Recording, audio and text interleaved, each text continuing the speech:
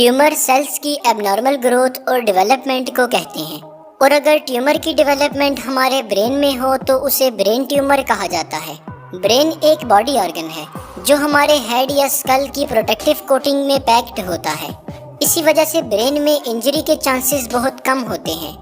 लेकिन अगर brain cells का रेडिएशंस जैसा कि एक्स-रेस वगैरह से एक्सपोजर हो जाए तो इससे सेल्स के डीएनए में म्यूटेशन हो सकती है जो कि ट्यूमर की वजह बनती है। इसके अलावा ब्रेन सेल्स में कोई हेरिडिटरी प्रॉब्लम्स जो कि पेरेंट्स से ऑफस्प्रिंग में ट्रांसफर हुई हो तो वो भी ब्रेन ट्यूमर्स कॉज कर सकती हैं। ब्रेन ट्यूमर को सर्जरी, कीमोथेरापी या फिर रेडिएशन थेरापी से ट्रीट किया जाता है। सर्जरी के जरिए ब्रेन ट्यूमर को ट्रीट करने के बहुत से तरीके हैं जिनमें क्रैनियोटॉमी, न्यूरोएंडोस्कोपी और लेजर एब्लेशन शामिल हैं। ब्रेन ट्यूमर सर्जरी में क्रैनियोटॉमी सबसे ज़्यादा की जाने वाली सर्जरी है। क्रैनियोटॉमी में न्यूरोसर्जन कुछ मेडिकल टेस्ट्स करवाता है जैसा कि एमआरआई वगैरह, ताकि ट्यूमर की एग्जैक्ट लोकेशन का पता चल सके।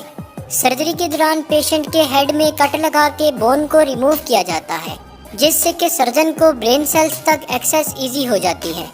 इस तरह ट्यूमर को लोकेट करके रिमूव किया जाता है।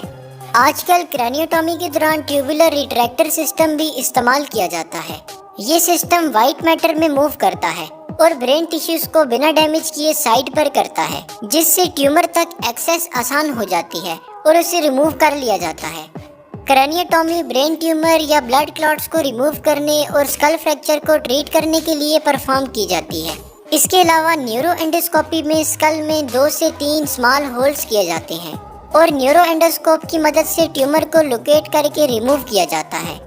कुछ ट्यूमर्स जैसा कि पिट्यूटरी ट्यूमर्स या पीनियल ट्यूमर्स में स्कल से ट्यूमर्स को एक्सेस करना मुश्किल होता है, इसलिए ऐसे ट्यूमर्स में नाक या मुंह के रास्ते न्यूरोएंडोस्कोपी की जाती है।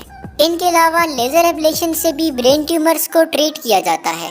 लेजर एब्लेशन एक ऐसा प्रोसीजर है जिसमें थिन लेजर प्रोब ब्रेन में डाली जाती है जो कि लाइट और हीट के इस्तेमाल से ट्यूमर को लोकेट करके ख़त्म कर देती है।